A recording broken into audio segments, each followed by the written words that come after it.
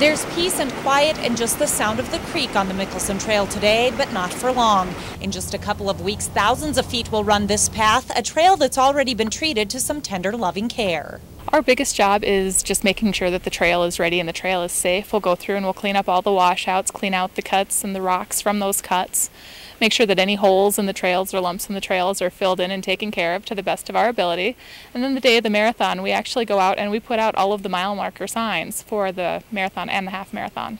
Trails manager Dana Gary says the trail is in good condition right now, especially considering how much snow fell on it over the winter. There are still going to be a few wet spots out on the trail, but it's nothing to get really worked up about. If the weather holds like it is, it's going to be pretty dry. Dry, but still difficult in some places. Since it's set on the old railroad bed, most of the trail is actually at a 4% grade, which is not a real steep grade, but it's one that you notice when you go uphill for long distances and then get to come downhill for long distances. The marathon course is half and half. The first part of the race is uphill, the second down. The half marathon course is almost all downhill except for one uphill stretch between miles 6 and 7. Of course, what goes up must come down, but this particular downhill section is the steepest on the trail at a grade of about 17%.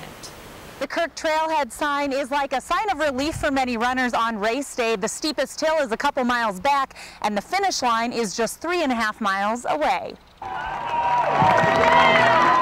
And after the runners cross that finish line, Gary says they often have good things to say about the trail itself.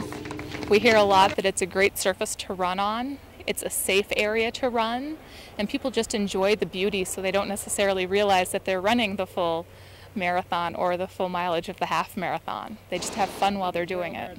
And Gary says that's how crews with the GF&P know they've done their job. Julie Oberlander, Black Hills, Fox News.